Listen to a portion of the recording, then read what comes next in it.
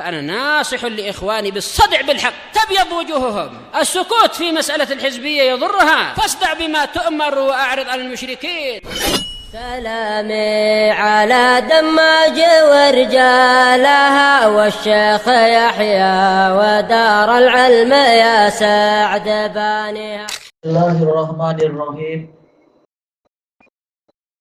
قال الإمام النووي رحمه الله تعالى Al-hadisus sabi wal ishrun ba'dal mi'atain wa alf 1227.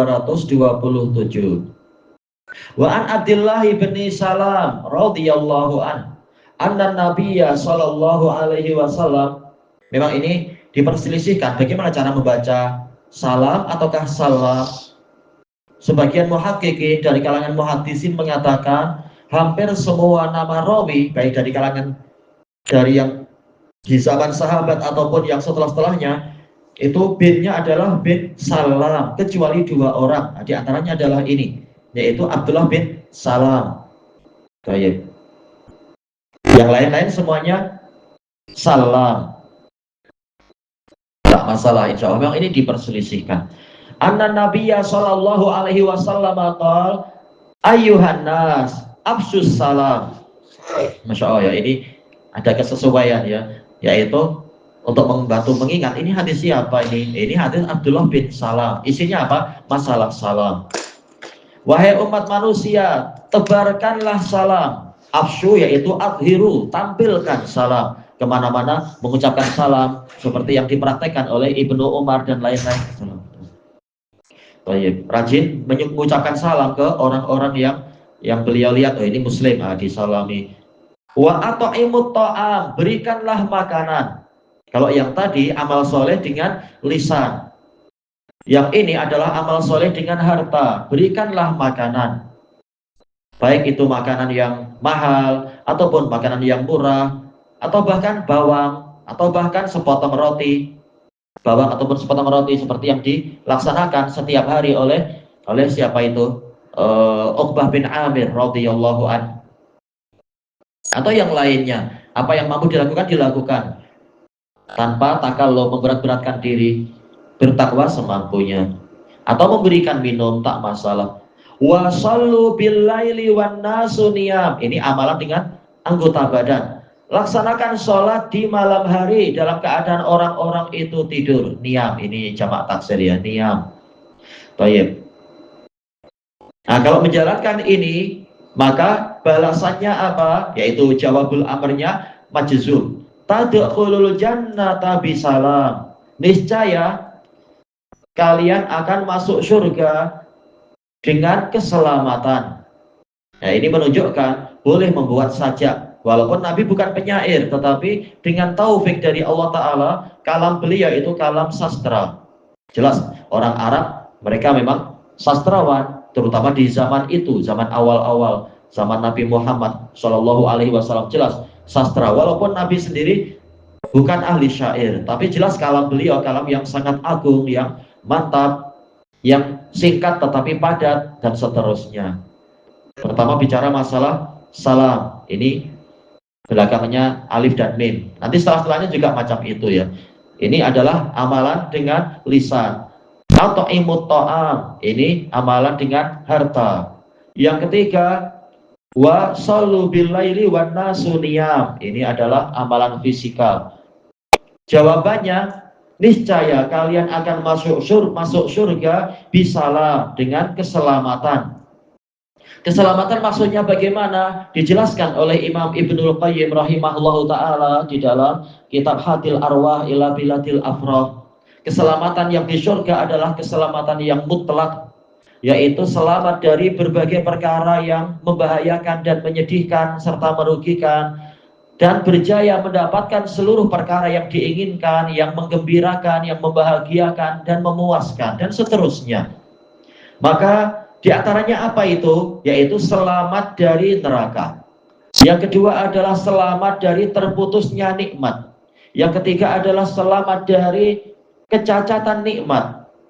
Kecacatan nikmat macam mana? Diberi buah tapi Allah ternyata di dalamnya ada ulat lah, atau ternyata agak busuk sedikit lah, atau agak hambar lah, atau terlalu masam.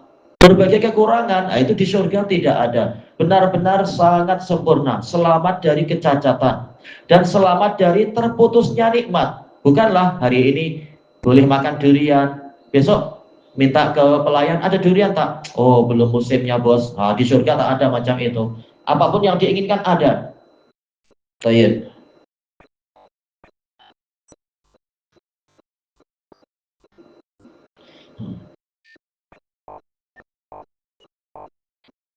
Sebagaimana dalam firman Allah Ta'ala, wa faqihatin mimma yatakhayyarun wa lahmi thairin mimma yashtahun. Mendapatkan buah dari apapun yang mereka pilih, ada saja itu. Bahkan kita yang memilih. Betul-betul surga penuh dengan berbagai buah. Bukan kita yang seadanya aja lah, memang adanya ini mau apa. Tak ada. Banyak dan beraneka ragam, kita yang bebas memilih. Terserah pengen yang mana. Nanti menit berikutnya minta yang mana, terserah. Dan daging burung dari yang mereka sukai, terserah suka yang mana, semuanya ada. Baik, tidak terputus, tidak cacat, dan bahkan terus berkembang. Jadi tidak monoton. Tidak kemudian seperti ucapan sebagian aklanion, mereka mengatakan, kalau surga enak terus, bosanlah kita monoton. Dari mana kau tahu itu monoton? Bahkan kenikmatannya terus bertambah, terus berkembang, terus diperbaharui dengan keanekaragaman yang tidak terkata. Ini semua masuk dalam istilah bisalam, selamat. Selamat dari segala perkara yang dikhawatirkan. Jangan khawatir. Tayyib. Ini balasan untuk siapa? Untuk orang yang mengamalkan amalan-amalan tadi. Di antaranya, dan ini yang diinginkan oleh Imam Nawawi di dalam bab ini, yaitu mengerjakan qiyamul lail. Walaupun orang tengah tidur, orang tengah melaksanakan yang mubah-mubah, atau sebagian melaksanakan apa yang sesuai dengan syahwat duniawi mereka, tapi ada orang-orang yang beriman, bertakwa kepada Allah, janji Allah benar, mereka yakin, dan mereka berbaik sangka dan penuh harapan, maka mereka bangkit dari tempat tidur yang sedap itu. Mereka menjalankan qiyamul lail semampunya. Yang seperti ini maka akan masuk surga dengan keselamatan. Rawahu Tirmidzi wa qala haditsun hasanun shahih. Dan memang dia sahih. Ana periksa sanadnya satu persatu, sanadnya sahih, rawinya siqat. Nah, di sini Syekhuna Abu Amr mengatakan iya ini sahih. Diriwayatkan oleh Tirmidzi, Ibnu Majah, juga Imam Ahmad, semuanya dari jalur Zurarah bin Aufa. Zurarah bin Aufa dari Abdullah bin Salam. Zurarah bin Aufa, beliau ini tabi'iyun siqah, beliau al-qadhi salih, qadhi. Tapi beliau adalah qadhi yang zuhud, yang sangat tersentuh kalau membaca ayat-ayat Quran yang mengharukan. Bahkan beliau pernah pingsan ketika melewati ayat di waktu sholat, ayat tentang neraka, pingsan beberapa hari. Tak ingat apakah sempat, kemudian beliau wafat. Disebutkan di sebagian riwayat pernah juga melewati ayat yang menakutkan, beliau pingsan, kemudian sakit, kemudian wafat. Memang beliau sangat tersentuh dengan ayat-ayat Allah Ta'ala ini, qadhi yang baik. Su'ila Abu Hatim an Sama'i Zurarah min Abdullah bin Salam faqal ma'arahu samit. Diperselisihkan apakah Zurarah bin Aufa radhiyallahu rahimahullah ini mendengar dari Abdullah bin Salam radhiyallahu an. Kalau Abu Hatim mengatakan saya tidak memandang dia mendengar, ini pendapat beliau sebagaimana dalam Tuhfatut Tahsil. Tetapi kata Syekhuna Abu Amr, Imam Al-Bukhari telah menetapkan memang memang Zurarah mendengar dari Abdullah bin Salam sebagaimana dalam At-Tarikhul Kabir. Dan kaidah mengatakan al-musbit muqaddamun 'alan nafi, yang menetapkan lebih didahulukan daripada yang menafikan. Bukan sembarang orang. Ini kalau perselisihannya adalah sesama siqah, sesama imam, sesama ahli ilal. Baik. Nah, Imam Bukhari telah menetapkan bahwasanya al-qadhi tadi mendengar dari sahabat, maka inilah yang betul. Kemudian kata Syekhuna Abu Amr, apalagi Zurarah bin Aufa telah terang-terangan di dalam riwayat Ibnu Majah, beliau itu memang mendengar dari Abdullah bin Salam. riwayat Ibnu Majah dan yang lainnya. Maka hadis ini sahih. Juga disahihkan oleh Imam Al-Albani. Walaupun Imam Al-Wadi'i memilih melemahkannya. Dengan apa? Dengan sebab tansis dari Abu Hatim. Tapi yang betul adalah tansis dari Imam Al-Bukhari, bahwasanya Zurarah mendengar dari Abdullah. Dan ada buku kecil tentang masalah ini, tentang masalah perselisihan antar ahli ilal, masalah fulan mendengar atau terputus. Karena punya bukunya dulu, tapi kemudian pindah tangan, diambil oleh sebagian ikhwah, diminta, ya sudah, kasihan mereka lebih memerlukan, kita bagi aja. Insya Allah mudah mencari sumber-sumbernya dan seterusnya. Baik, intinya hadis ini sahih. Kemudian kita masuk satu lagi, al-hadisus samin wal ishrun ba'dal mi'atain wa al 1228. Wa an Abi Hurairah radhiyallahu anhu qala Rasulullah sallallahu alaihi wasallam, afdhalus siyami ba'da Ramadan syahrullahil muharram. Puasa yang paling utama setelah Ramadan adalah puasa di bulan Allah Muharram. Wa afdhalus sholati ba'dal fariidhah sholatul lail. Salat yang paling utama setelah salat wajib adalah salat malam. Rawahu Muslim.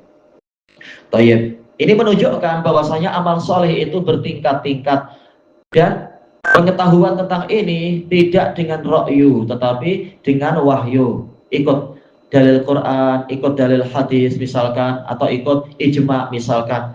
Nah, dengan itu diketahui ini lebih utama dari itu berdasarkan dalil. Baik, nah, di hadis ini Rasulullah menyebutkan tentang puasa yang paling utama setelah puasa Ramadan. Jelas yang paling utama secara mutlak puasa Ramadan karena dia rukun Islam. Dan apa yang Allah wajibkan lebih Allah sukai daripada perkara mustahab. Walaupun semuanya bagus dan semuanya Allah sukai. Dan ini tansis bagi orang yang, oh saya tak mampu lah puasa banyak-banyak. Nah, lihat, yang paling utama adalah setelah Ramadan, setelah puasa Ramadan yang paling utama adalah puasa di Muharram. Terutamanya apa itu? Yaitu puasa Asyura, yaitu 10. Nah, agar lebih utama lagi karena ingin menyelisihi ahli kitab, Nabi mensyariatkan puasa sehari sebelumnya, yaitu Tasu'a, puasa 9. Jadi kita usahakan di bulan Muharram itu puasa 9 dan 10. Apakah boleh memperbanyak? Para fuqaha mengatakan boleh. Jumhur fuqaha mengatakan boleh karena dalilnya jelas ini. Ada yang mengatakan tapi Nabi tak pernah berbuat kecuali 10 saja. Kita katakan tidak berbuatnya Nabi bukan berarti itu satu-satunya dalil. Bahwasanya kalau Nabi berbuat baru boleh diperbuat, kalau Nabi tidak berbuat tak boleh. Lihat, ada dalil yang lain, yaitu sunnah bukan sekedar fi'liyah, terkadang sunnah qauliyah. Walaupun Nabi tidak berbuat, tapi Nabi sudah mengisyaratkan puasa terbaik adalah puasa di bulan Allah Muharram. Bukan hanya satu hari, bulan. Menunjukkan banyak puasa di bulan Muharram itu sangat disukai.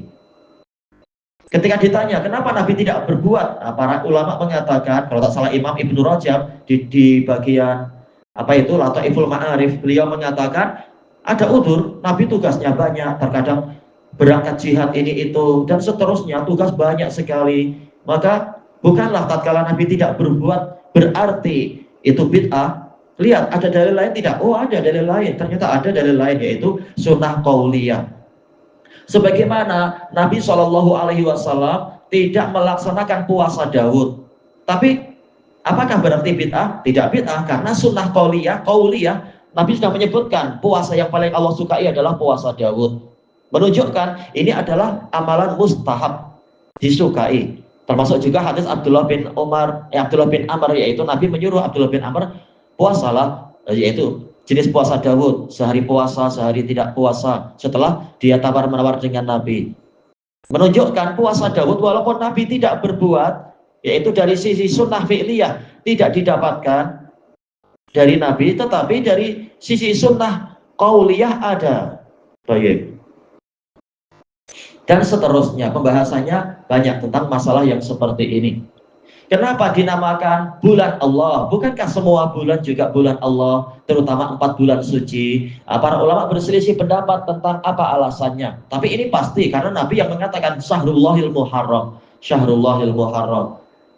Ada yang mengatakan karena sebagian orang mereka banyak merubah-rubah, yaitu terutama di masa jahiliyah. Merubah-rubah mengatakan yaitu apa? Merubah-rubah, mestinya Muharram adalah bulan suci, tahu-tahu demi kepentingan politik, peperangan dan sebagainya, mereka merubah ke bulan lain. Maka diingatkan, ini bulan Allah. Jangan kalian lancang merubah-rubahnya. Dan seterusnya. Ada beberapa alasan yang lain. Ada sebagian mengatakan orang banyak menumpukan perhatian pada bulan Ramadan dan bulan Dzulhijjah. Dan jelas keutamaannya ma'ruf. Keutamaan banyak sekali. Hanya saja sebagian jadi menyepelekan atau kurang memperhatikan bulan Muharram. Maka Nabi mengingatkan, ini bulan Allah. Dan seterusnya. Kemudian yang berikutnya, wa afdhalus sholati ba'dal fariidhah. Fariidhah wazan fa'ilah bermakna maf'ulah, yaitu mafruḍah, yaitu maktubah yang diwajibkan. Sholat yang paling utama setelah sholat yang diwajibkan adalah sholat malam. Ini menunjukkan sholat yang paling utama secara mutlak adalah sholat 5 waktu. Yang masih banyak orang yang meremehkan, na'udzubillah, padahal mengaku muslim. Tapi bagaimana ini? Hubungan dengan Allah tak mau, tapi hubungan dengan para bos atau apa malah mau. Ini kekufuran. Padahal ini sholat yang paling utama. Yang paling utama setelahnya adalah apa? Sholat malam. Padahal untuk sholat qobliyah subuh itu Nabi SAW menyebutkan raka'atul fajri khairun minad dunya wa ma 'alaiha, rawahu Muslim. 2 rakaat fajar lebih baik daripada dunia dan seisinya. Lalu bagaimana dengan qiyamul lail? Jelas lebih utama lagi, walaupun 1 rakaat. Bagi yang keletihan boleh, yaitu apa? Sholatnya adalah sebelum tidur. Bagi yang sudah biasa qiyamul lail tetapi terhalang karena keletihan tertidur, boleh mengqadha'nya di waktu duha seperti yang dipraktekkan oleh Nabi. Yang penting tidak tertinggal dari itu, yaitu dikerjakan itu. Dan para ulama menyatakan ini menunjukkan waktu-waktu itu bertingkat-tingkat. Dan waktu yang paling disukai Allah adalah waktu malam. Yaitu tatkala orang lalai, banyak yang berbuat maksiat dan sebagainya. Nah, orang ini malah memilih untuk bangkit, menyongsong kurnia Allah. Allah sendiri sampai turun ke langit dunia. Apakah dengan seluruh zatnya? Tak perlu dibahas itu. Tetap Allah Ta'ala tinggi di atas arsy. Dan Allah maha mampu melakukan apa yang para makhluk tidak mampu. Dan tetap Allah maha tinggi. Intinya adalah memilih waktu yang Allah jadikan sebagai waktu terbaik, kemudian melakukan sholat malam, banyak berdoa, banyak mohon pengampunan, atau murojaah, insya Allah diberkahi, seperti yang dilakukan oleh banyak muhaddisin, seperti Imam Syafi'i dan para a'imah yang lain. Di sebagian malam, mereka melakukan apa itu? Murojaah ini, murojaah itu, ada sambil menyempatkan juga untuk qiyamul lail. Baik itu di akhir malam atau di awal malam, tidak masalah. Nah, makanya alhamdulillah setelah antara maghrib dengan isya juga malam, ada daras-daras, ada kelas-kelas, itu juga bagus sekali. Demikian pula setelah isya, bagi yang tak mampu antara maghrib dan isya, setelah isya boleh juga. Itu juga banyak keutamaannya. Apalagi thalabul ilm ini adalah amalan yang paling utama, lebih utama daripada qiyamul lail dari sisi jenis amalan. Kata Imam Syafi'i, kata Imam Ahmad, kata Imam Ibnu Mubarak dan lain-lain. Kayak thalabul ilm. Ya, yang itu dilakukan semampunya. Ini juga jangan disepelekan. Masing-masing diusahakan diamalkan, walaupun tidak sampai menghabiskan 1 malam penuh dan seterusnya. Ilahuna wallahu a'lam.